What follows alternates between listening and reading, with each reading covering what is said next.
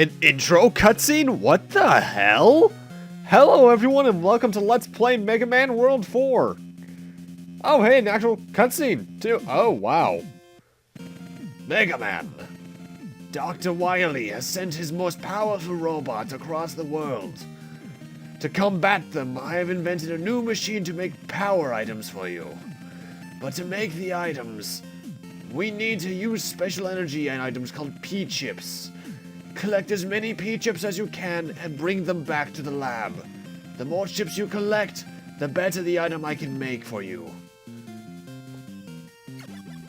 So not only that, this game actually has a shop feature as well. Huh. Well, yeah, hell, yeah, we're going right into it. Even more so than usual, actually. Kind of more abrupt in my eyes.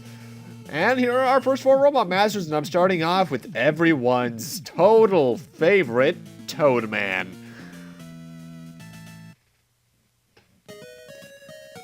And before we actually get into the stage, I do want to show one thing. The charge shot's been slightly nerfed. As I shoot, notice how he jumps back a bit? The charge shot actually has a bit of recoil in this game, so it's been slightly nerfed. However, I think it's also a little more powerful, so it compensates for that. Anyway, Mega Man World 4, as usual, has a story, so let me get that up because I actually don't know these based off horror because when I first played these, I didn't have the manual, so I had to look this up. Either way, Toadman's stage while I'm doing this is more or less identical, but also less identical to his Mega Man. Well, not in terms of layout, obviously, but first off, those are the P-chips. They're the in-game currency. A big one and a small one equals 10. There you go. In terms of gimmick, it's more or less the same. When you're in the rain, you're pushed back because it actually, wind and all that. And when you're underwater, well, not underwater, undercover, there's usually either some water sections or you have to deal with some mini-bosses. Like these snails. 4 charge shots will take them out. Just, only real dangerous thing about them, rather, is their, what's it called? Eyeball attack. Because the bombs are pretty easy to dodge. Let's see. On a seemingly peaceful day in the large city, Wily appears in the sky with his flying saucer and sends out a radio transmission causing all robots at the annual Robot Master Exposition to go on a rampage. Why is that an annual thing? Then sends out his own robots to different parts of the city to lead the destruction. Having resisted this reprogramming signal, Mega Man responds by defeating all 4 of these previous Robot Masters, and then other stuff's gonna happen. Wow, it's actually more, plain than the previous ones. Odd. But yeah, Toadman's stage is pretty basic. It's gonna be the same with Toadman himself as well. Also, I was really proud of this run because I didn't get hit until like the second to last screen. That's an accomplishment for me in a Mega Man game because while I generally seem pretty collected in these games, I'm actually extraordinarily reckless. So the fact that it took me that long to get hit right there is pretty good.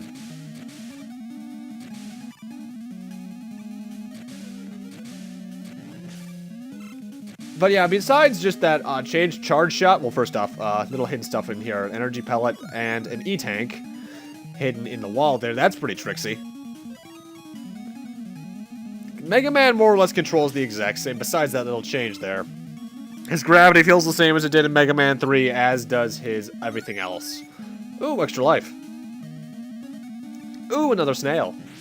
Well, this one's actually kind of easier because one thing I should have mentioned actually about the stage when we were going through it more accurately, or the early sections at least, is that whenever there's a waterfall on the front of the screen, it's safer to jump over it than anything else because there's a likelihood that that waterfall is actually covering up a pit. So, watch out for that. Either way, time for Toadman. For future reference, he's weak against Ringman's weapon. And Toadman is the exact same as he was in Mega Man 1, or 4. When you shoot him, he jumps. If you interrupt, shoot him again before he attacks, he'll jump again, and again, and again. He is easy. The only time he should hit you in this version is his first attack, because it's very hard to get him to not do his first attack off, or to not get his first. It's very hard to hit him before he can get his first attack off, unlike Mega Man 4 on the NES. And that's Toadman's stage. Pretty easy overall. It's an optimal first choice, as why I did it. After beating him, we once again get the Rain Flush, I believe it is, which is a screen nuke that Mega Man sends up into the air. It doesn't happen immediately. It does have to go up into the air and then fall back down, but it's actually really useful. Well, it can be if you want to use it. I rarely ever use Robot Master weapons in this game. Except for, you know, boss fights. And I believe we also get... Rush Coil. Yes, we do. And hey, look, they actually show us what the abilities do. That's a nice change. That took them until, I want to say, Mega Man 5 originally. Anyway, let's check out the shop. A lot of the items in the shop are really expensive, actually. Dr. Light. Mega Man, did you get the P-chips? Yes, I did. And here's the stuff we can buy. We can buy an E-tank shard. You get 4 of those, you get an E-tank. A weapons tank, which is more or less just a weapon, an energy tank for your weapons. An E-tank, and a special weapon recharge, which is only really useful 2 times in the game. An extra life, the energy equalizer, which will refill the lowest weapon you got when you get weapon energy. But you need to buy it first, obviously, versus you can find it in Mega Man 6. And an S-tank. The S-tank is the M-tank from Mega Man 5. You use it, and it refills your weapon and weapon energy and life energy completely. And now it's time for Brightman.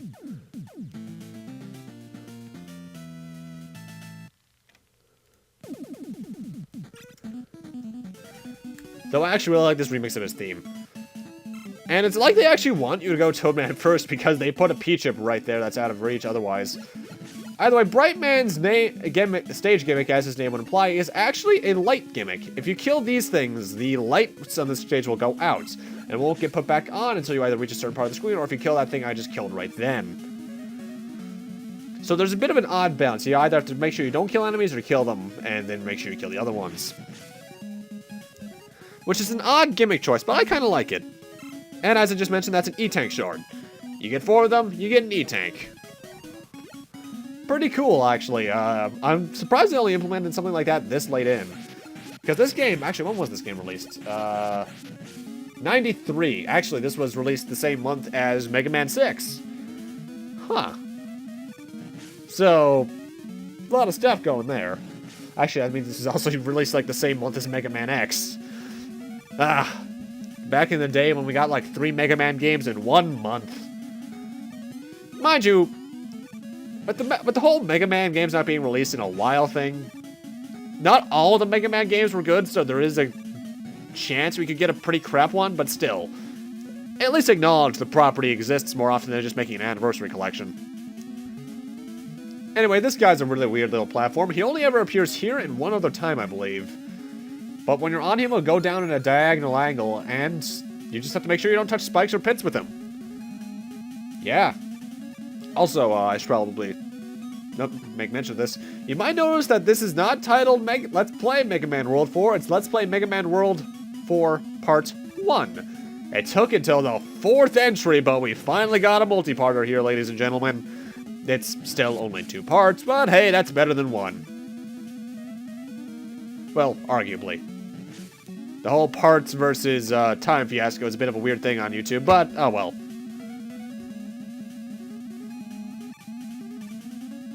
This is a bit of an odd gimmick that I didn't even notice at first. First off, you have to jump and hit that switch that was in the background there. Very similarly to, was it Drill Man stage? In Mega Man 4? Yeah, that was Mega Man 4. And then you have to jump on those platforms so you don't fall into the ground. I'm not sure how I feel about that because, first off, you might not jump and hit that switch, so you might miss that entirely. And it's also a very strange platforming section because those bars go up when you're on them, but only for a short time. After a while, they'll actually start heading back down into the pit. And now we get something very familiar from Brightman stage in Classic 4. These platforms, when you're on them, they swing back and forth on their little rail. Thankfully, unlike Mega Man 4, there's only one type of them, and these ones go back and forth.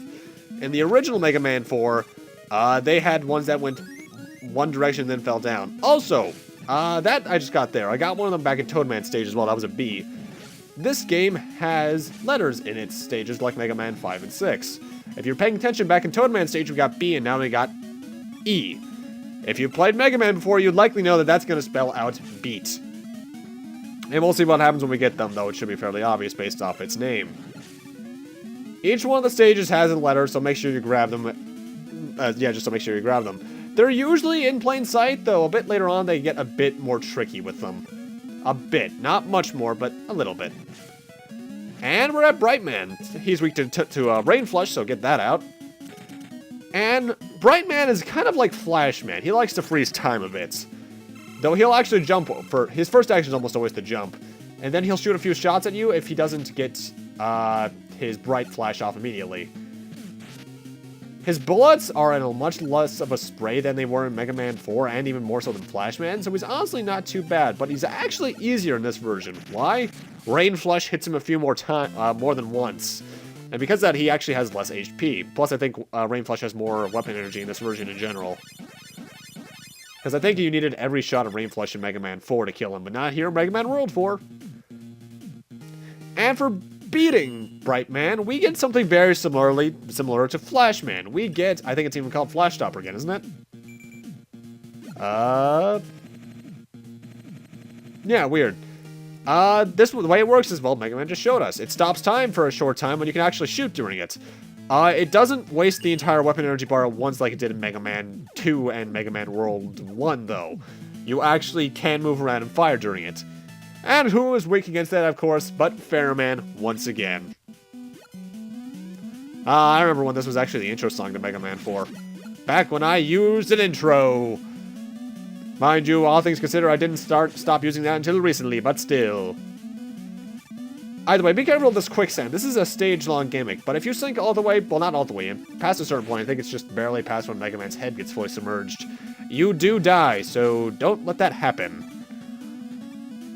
Also, if this was Mega Man 4, I would jump over this pit because there'd be an item across that, but not in this version. Honestly, this version tends to rely on the quicksand a bit more than the NES game did, if I recall. Because I think the Mega Man 4 NES brought in a lot more different gimmicks once we got underground. It's this weird pyramid thing. Also, you have to wonder, at this point, well, first off, these mummies are weird because they can regenerate heads at will. But how is Wily getting all these Robot Masters back? Because I can understand it maybe in Mega Man World 2 because that has the time travel gimmick. But Mega Man Worlds 1 through 4? 1, 3, and 4? How? Because we destroyed them in Mega Man, well, their respective NES games. And in the case of the 4 Robot Masters we're facing right now, they weren't even built by Wily at all. They were built by Cossack. So what's going on there, huh? Mind you, I suppose what could be actually happening from certain perspectives is well, actually, no, what's technically canon in Mega Man Powered Up, and Mega Man 1 in general, actually, and the comics, is that Mega Man is not destroying the Robot Masters when he beats them, he's just not ceasing their function, and powering them down past a certain point that they can't operate anymore until light repairs them, being able to be their original selves again. Because in some cases, Wily does just alter alter their programming. Though Mega Man 9, he just goes full out trickster with them and convinces them to do stuff, weirdly enough. Either way, a new gimmick in this stage, even though I just I completely missed talking about it a few seconds ago, is that there are now rocks in this stage. The way they work is that they're floating in midair with no real reason at all, by the way. But the moment you stand on them, they fall down one tile level. And whenever they're usually on screen, there's usually a pit beneath them. Thankfully, the pit does count as a block, as does I believe, the status bar. Also, this A really sucks to get. You have to do exactly that, otherwise you are missing it. Because I don't think the rocks regenerate if you off-screen them. So that kind of sucks. But yeah, this can be kind of tricky if you want to time jumps, like here you have to wait until it's in the pit, but yeah. Also, looking at it now, the life bar does not count as a tile, so yeah. Also, don't go after that life. It is not worth it at all. Though mind you, when collecting extra lives in video games, it's not worth it past the second try. The first try you want to get it since you want to get an extra life. The second time you want to get it because you want to get back the life you just lost. Past that, it's just not worth it. And it's time for Fairman. He is actually, well, first off, he's weak to Brightman's Flash Stopper. But without his weakness, he's actually a really tough fight because he loves to jump all over the place firing his Pharaoh shot at you. However, with his weakness, he's the easiest Robot Master in the game, because you see it stopped in place and then you can just shoot at him repeatedly. This is actually not as funny as it was in Mega Man 4, though, because in that game, you could just have him stay in one place, whereas this, he actually has a chance to move. But with his weakness, Pharaoh Man is pathetic. I also feel kind of sorry for the guy. But for beating him, we actually get a very interesting weapon. We get Pharaoh Shot. It is very similar to Atomic Fire from Mega Man 2 and Mega Man World 2. That you can charge up a few levels and then throw it at an enemy. However, unlike the Atomic Fire, you can still hit someone while you're charging with it because, as the demo will show off here, well, first off, you can fire in multiple directions, yes, but it is actually on screen as you charge it, and you can hit it with you can hit something with it while it's charging like that. This is actually a very useful weapon, and we'll actually see me using it in stages a bit later too. Mind you, now that I think about it, Mega Man 4 was already one of the games I used the special weapons the most in for some reason, even more so than 2 and 6, so... Huh. Either way, time for Ringman stage, and if you've ever watched my Mega Man 4 LP, you know I hate Ringman stage, and that carries over here too.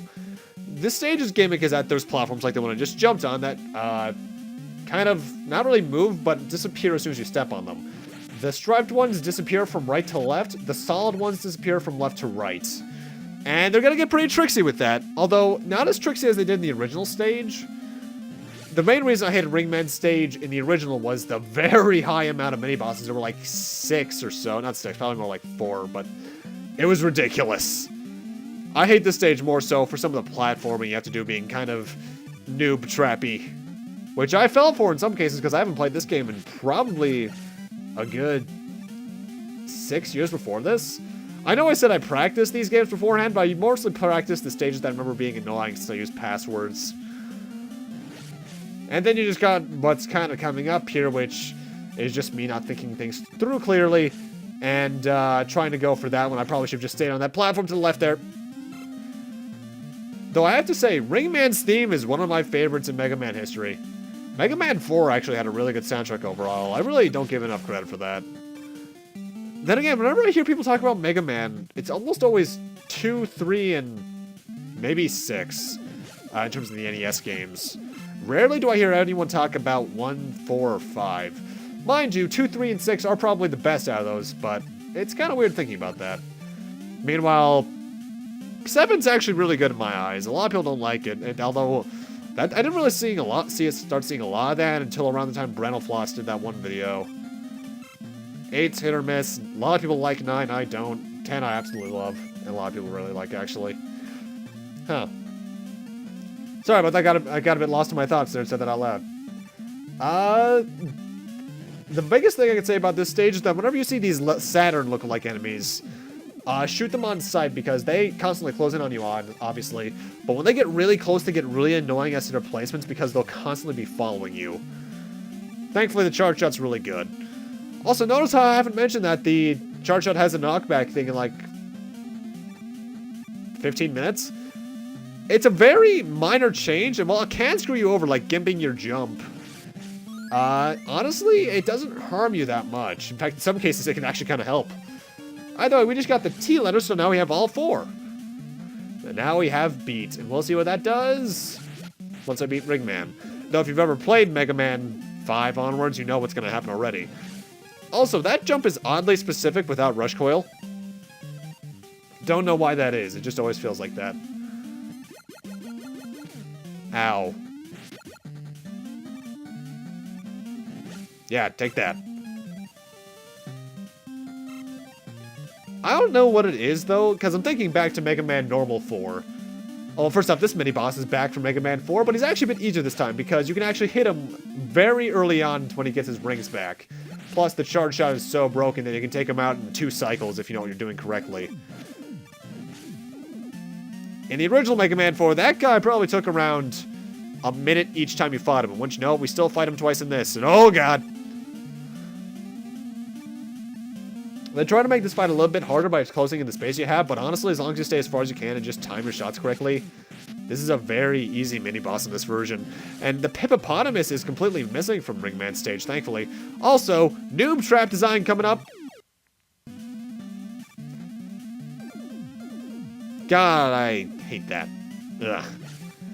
Mega Man's not Mega Man doesn't usually have that kind of design to it. It's only in the stages that have enemy traps, like ones that jump out of pits, that it really kind of becomes noob trap-ish. Mind you, enemies in pits is half the design mentality of Mega Man 9. One of the reasons I really don't like that game too much. Its soundtrack is kick-ass, and I love the way it looks, and I actually really like the downloadable stuff. But 10 was just a much better designed game in my eyes. Mind you, 10 also had better DLC, too, because you can play as base, and then you got all the Megaman Killers. Yeah, that's right, the Megaman Killers were actually downloadable content in 9. Not all of them. Quint was mysteriously missing, but the one from 2 and Anchor and Punk were in there, as was someone else. Either way, time for Ringman. He's weak to Pharaoh shots, to get that out. Ringman likes to run across the screen, rarely ever jumping in my experience, and just try to throw his rings at you. His rings have a boomerang mentality to them, but you can throw them at multiple angles. However, a good 3 fully charged Pharaoh shots to the face take him out. And that's all 4 of the first Robot Masters taken out, because you know how these games work by now. It's 4, then another 4. But for beating him, we get, I think it's Ring Boomerang? It's Ring something. And the way this works is that it is actually another boomerang type thing. You throw it forwards and then it comes back to you. And on the way back, it will collect items, like E-tanks and such. However, the way it comes back to you depends on your altitude. If you fire it low and jump, it'll come back up high. If you fire it up high and then you land, it'll come back down low. And we also get Beat, who works similarly to his Mega Man 5 and 6 incarnation. You summon him, and then he'll go after enemies that are on screen, as long as he has weapon energy. However, you can still fire your Mega Buster as long as you have him, I believe. Not too useful, though, and by that I mean I never use him.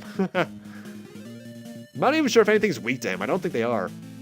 And now it is time for Dr. Wily. Don't you raise your eyebrows at me. Oh, you're doing it! Why is that his taunt of all things? I mean, think about that in realistic context. He's just going, while raising his eyebrows. I don't get that. Not even just like an evil cackle. Why are you landing in a forest? Oh my god, he's roboticized the trees. It's that one episode of Sonic Underground. Well, not Sonic Underground. That was, Saddam. Either way, bring it on. Whatever you got. Oh.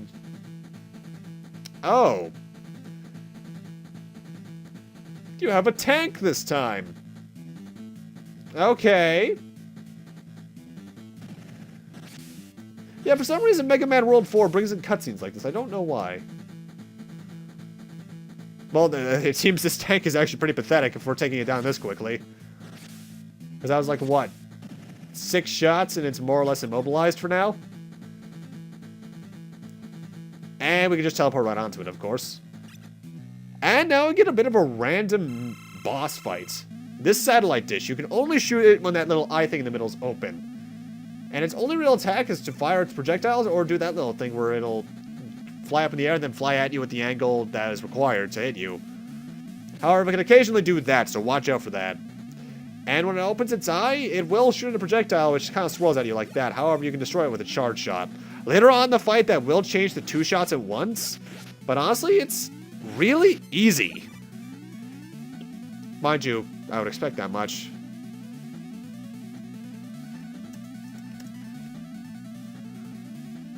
Yeah, I'm already out of things to talk about with it. I do have to wonder why this boss out of all things randomly enough. Huh.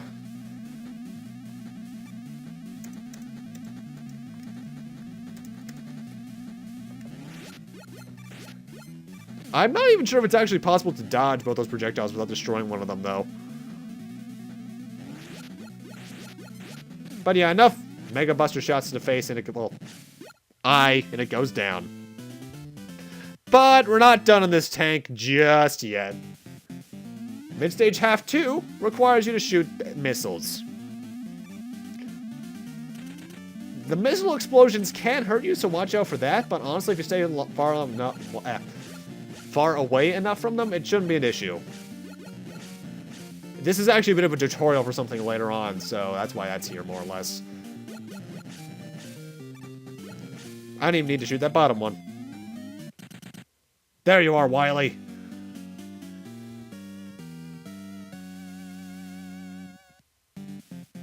Get over here. Whoa, what the? Who on earth was that? Well, if you're smart, you could probably realize it's this game's Megaman Killer, Ballade, who I'm not going to go over the bio of right now because there's not enough time, because this boss fight goes by really fast. Ballade actually likes to jump a few times and run at you, and then fire a few of these projectiles at you. It's a very simple pattern, but he's tall, so jumping over them when he runs at you is actually really hard. He doesn't have a weakness as all Mega Man Killers have, and you can only damage him with the Mega Buster. And I get so close to doing him in this one try, but then I jump at a poor time. But thankfully, attempt number 2 went much better. At 1 life, this happens automatically. Oh, get back here, you! Either way, with that, I'm actually going to cliffhang you guys off here. What happens right now is that we're actually sent into the next 4 Robot Masters, but I didn't want this part to be an hour and a half long. So with that, I'm going to end this off here. Thank you guys for watching, and in part 2, we're doing the rest of the game. See you guys then!